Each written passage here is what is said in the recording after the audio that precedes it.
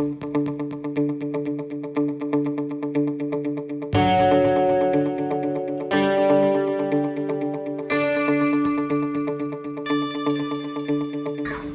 Party's basic platform is around empowering whānau. We've been through decades, as you all know, of having a look at the negatives in our systems.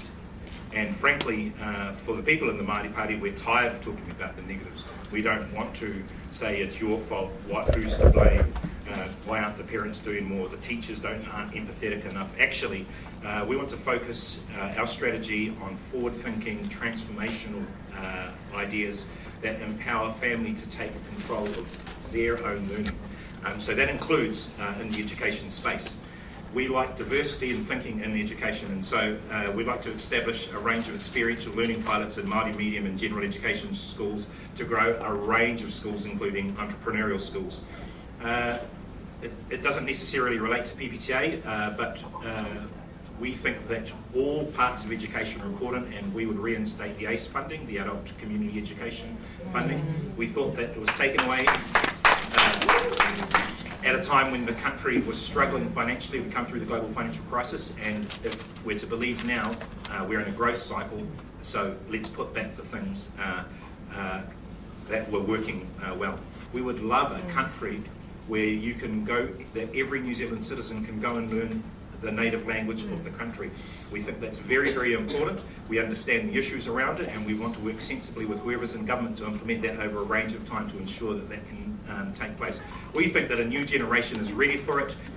I've personally been stunned by the lack of knowledge around politics, and so we think the civics education also, and some more values-based education in the education sector is worthwhile pursuing, and we want to have a look at that. We're very proud of the work that we've done with the current government around Māori histories in schools, and we want to build also on that. And we're also happy about the Kickstart breakfast program in schools, and want to introduce food for thought and deciles 1 to 4. United Future's slogan for this election sums up the approach that we take to education. Our slogan is fairness and choice. We believe very much in people having opportunity, but there also being fairness within that opportunity to ensure that everyone basically gets a fair go and a fair chance to achieve what they might wish. In education, I think the big challenge that we face right across the board in New Zealand and throughout the world is that the variety of opportunity and the new technologies and the new ways of teaching and learning that are coming forward these days mean two things. Firstly, the challenges on teachers are immense to keep up with changing disciplines, changing subjects, changing demands in a way that we could not have contemplated 10 years ago, let alone a generation ago. Consistent with the principles that I've just outlined, I think there are two things that are paramount in terms of the future direction of our education system. It will need good teachers. And that means we have to start to think much more laterally and constructively about the teaching profession, both in terms of your career progression within that, but also in terms of your exposure to new opportunities, to new challenges, so that you can provide the best education. It's also about ensuring that teachers are able to spend more time teaching and not enough of the time that's now spent in a whole range of other activities that take you away from that primary purpose of teaching students. And the second important point is that because it's a partnership, education is also about empowering parents. Now that means that we do need to be open to new ways of doing things. But I think that our system at the moment has within it considerable flexibility and considerable opportunity, and that's why, for instance, United Future opposed the introduction of charter schools. We think very strongly that the claimed advantages in terms of different forms of educational opportunity are perfectly well catered for within the current structure. And I know in my existing electorate, we have a variety of options. I say existing because the boundary changes are removing one of the examples I'm about to quote. We have a Rudolf Steiner school. We have a school run by the Exclusive Brethren. We have 3 state secondary colleges. You couldn't wish for greater variety. All of those are achieved within the current system. All teach the national curriculum. all provide good opportunity for children that go there. We don't need this new model, completely untried, completely unproven, charter schools. And because we are a support partner to government rather than a lead party of government, we use our influence to tweak, to twist, to cajole, to try and nudge change along. Our party is absolutely focused on how we raise achievement for every child and young New Zealander, no matter where they come from, no matter what background they come from. New Zealand's education system is indeed a world-class education system. That hasn't happened by accident, and it won't continue without attention. So there is much in it that is of the highest quality. But to suggest that we should be complacent that all of it is there now and all we need to do is to continue to do what we've always done is wrong. And the evidence is very clear about that, because while our system has worked magnificently for the majority of New Zealand children, those who have not been so successful too often have been Māori, have been Pacifica, have come from poorer homes, have some special education needs, or permutations of all four of those factors. And so it is not only our responsibility, but I believe it's our obligation to ensure that we are providing the teaching and leadership that help them to be as successful. We cannot keep doing all the same things we've always done, or we will keep getting the same outcomes that we have always gotten. And what the evidence is very clear about is that amongst all the effects, and there are many, that make the difference to raising achievement, to ensuring that quality learning is available to our students, the two in school is the quality of teaching practice and the quality of leadership, and the two out of school, the strength of parental, whānau, ainga, family involvement in their children's learning, and the expectations held of and for them by the community of which they are a part. And we have been working on and will continue to work on all four of those. So one of the significant initiatives that we've already announced is the Investing in Educational Success, which is about how we ensure that schools work together around the end-to-end educational pathway of young people. All of you who are in the teaching profession will know that some of the most vulnerable times for a young person in their educational journey is at the transitions, whether from early childhood to primary school, from primary to intermediate, intermediate to secondary, secondary to whatever tertiary option is chosen. You'll also know how important it is that that child's story travels with them, and that they are known to and understood by the community that they are a part of. And so our Investing in Educational Success initiative is about all four of those factors.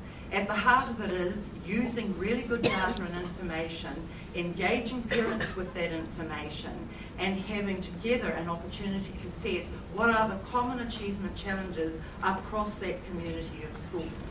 And then ensuring that we are able to invest in quality teaching practice that is able to be used to mentor and guide other teachers. And so how to ensure that the professional collaboration, which the profession already does, is supported in a systematic rather than ad hoc way, is at the heart of this proposal. It was interesting, David, when he first introduced us, said that it's great, it's fantastic that education is actually at the forefront of the election. It's been at the forefront of the election from 2008. A major attack on side education and specifically on our teachers was led by the National Party in 2008. And we've been fighting ever since, actually. So, and again, it was there in 2011 because while we didn't really hear a campaign around charter schools, we did hear from the ACT Party during that period of time between 2008 and 2011 around vouchers.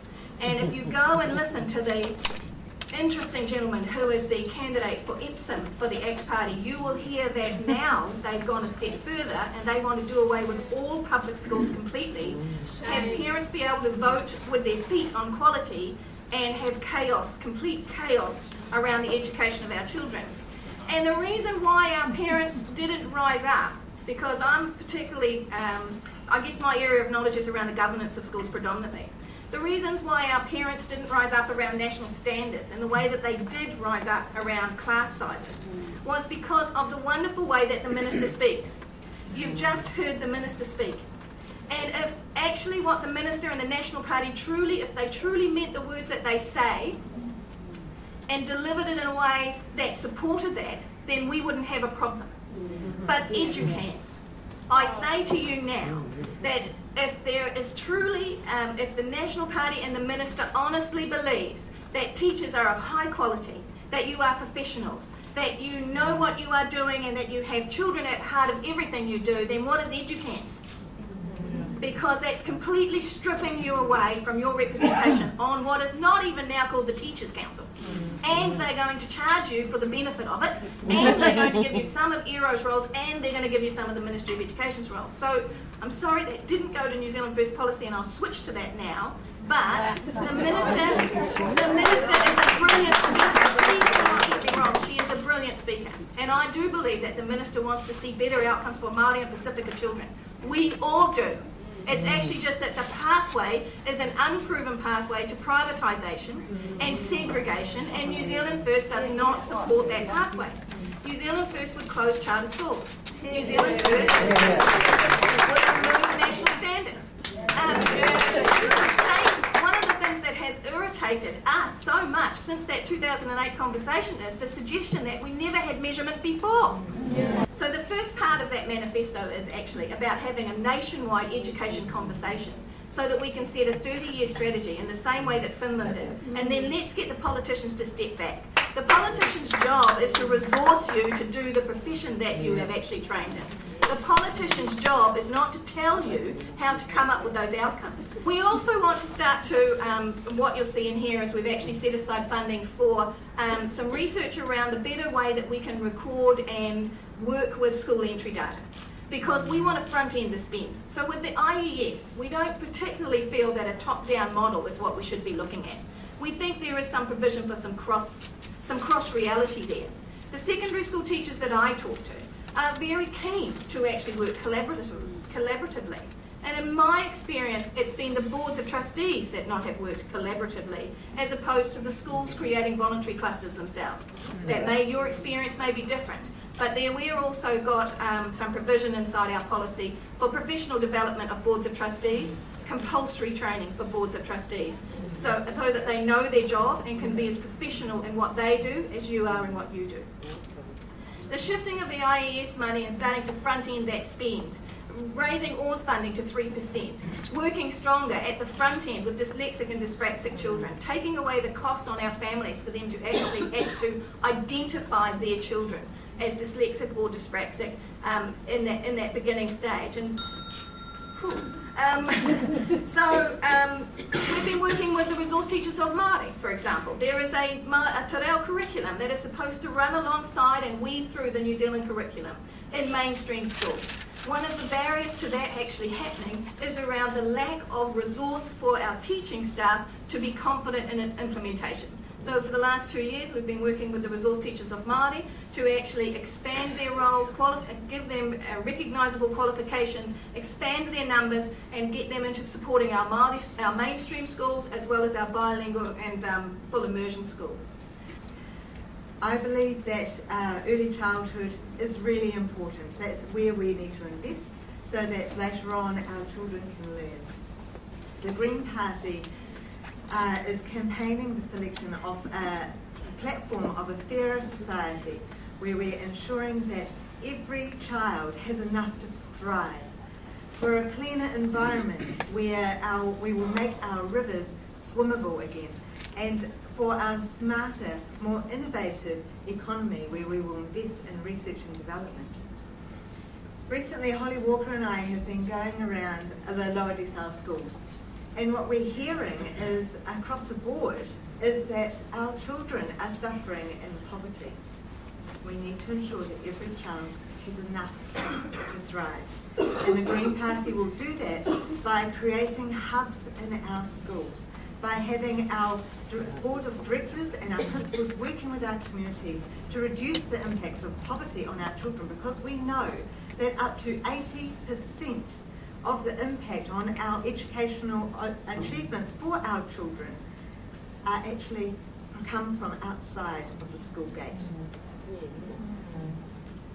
So we would invest in our school hubs, providing a dedicated school hubs coordinator to work with you to relieve the pressure that the schools have been under to create these hubs. We will provide free school lunches. We will provide a dedicated healthcare nurse for every low decile school. We will invest in infrastructure surrounding our schools to make it safer for our children to cycle and walk to school. We know that our children are getting sick when they are suffering from poverty or the effects of poverty. So we will ensure that our children are getting free GP visits for all children up to the age of 18. Like I say, the Green Party is campaigning for a fairer society to ensure that all children, regardless of income, regardless of status in society, regardless of their upbringing, has enough to thrive, as well as a cleaner environment and a more innovative economy. But we need to do that. To do that, we need to have a strong green voice in government, and that is why we are asking for your party vote this election. When Dave described himself as a failed maths teacher at the beginning, I was thinking of a witty reply to that, and then I saw my sixth form maths teacher sitting over here, and I was reminded that no matter how dedicated and how passionate and how talented a teacher is, there are always going to be some students who just can't be helped. And I may to this day still not be able to tell you what X equals, but I can tell you that I was very, very fortunate to have a top-rate state public education delivered by very passionate teachers. And I don't think that we acknowledge often enough how good our education system actually is. The Labour Party's vision for education, as Peter Dunn actually mentioned earlier on, was first articulated by Peter Fraser and Clarence Beebe in the 1930s, and I regularly quote it because I think it's just as relevant today as it was then. The government's objective, broadly expressed, is that all persons, whatever their level of ability, whether they live in town or country, have a right as citizens to a free education of the kind for which they are best fitted and to the fullest extent of their powers. He was recognising that diversity in the education system is a given, that every child that comes through the school gate is going to be different, that children learn different things at different rates, and the education system needs to embrace that. We have a fantastic curriculum in New Zealand that was introduced in 2007, and I think our curriculum does recognise that. I think that there are some fantastic innovations in the curriculum in 2007, including the key competencies, which I'm particularly passionate about, and I think that unfortunately the focus on that innovation has been distracted by a number of other policies that have come across the top of it. The Investing in Educational Success program will not go ahead under a Labour government. Charter schools legislation will be repealed. The EduCans legislation will not go ahead because we cannot have a high trust teaching model for the teaching profession if we don't trust teachers enough to actually run their own professional life. National standards will be abolished because while measurement is important within the education system, the labelling that goes with national standards has been destructive and unhelpful. So what we will do, we will redirect the money that's been allocated for the Investing in Education Success program into lowering class sizes. That gives giving schools obviously the flexibility as they have now to determine how they want to structure their timetables and how they want to use those extra teachers and those extra hours. We will increase school funding so that schools aren't reliant on parental donations, which has been a creeping thing over many, many years. Schools have become increasingly reliant on parental donations, and we want to address that. We want to make sure that all children from Year 5 onwards have access to portable electronic devices. We want to ensure that programs directed at kids who are falling behind, like reading recovery, are available to all those who need it, because we know that there is an enormous amount of unmet demand for those programs within the school.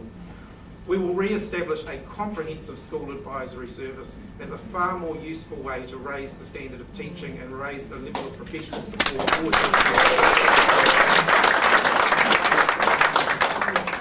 over 25 years on, it is time to take a comprehensive look at tomorrow's schools, and so we will initiate a comprehensive review of tomorrow's schools that will be open and collaborative and give everybody the chance to have their say on that, so that it's not simply done by default with a whole lot of decisions being made that are changing the nature of tomorrow's schools without anybody actually getting to have a proper say in it and a proper look at the whole system. I want to acknowledge that the lives kids lead outside the school gate have a material impact on their readiness to learn and what happens within the school. Schools aren't islands. What happens outside the school gate has a big impact on schools.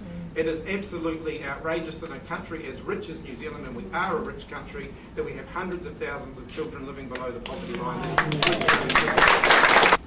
Now I say, oh yes, I'm a politician, and the response is immediately, oh okay. And they go from trusting me, from being a teacher, to suddenly not trusting me, and that's no offence intended to anybody up here. I think it's world over and through history. But I think what that shows is that teachers, you're trustworthy. You're professionals, and it's about bloody time that politicians, us, that we started treating you like that. We have a strong and united call for a change of government so that we can take our education system back, and so that we can put kids at the top of our priority list. Now, children are the centre of both internet and mana policies because kids are our future. We have to feed our kids. We have to ensure that they have warm, dry homes to live in. We have to make sure they have access to healthcare and that they have a 21st century education system.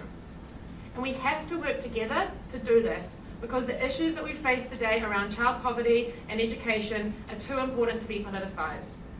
We need to have a government that is willing to work alongside with and for organisations and individuals on the ground like yourself working at the coalface. Because the experience and the expertise of educators, unions, social workers, young people's advocates and parents have to be listened to and they have to be heeded. And this happens not very often with the current government under National, and especially with ACT, who refers to teacher unions as being vile, quote unquote.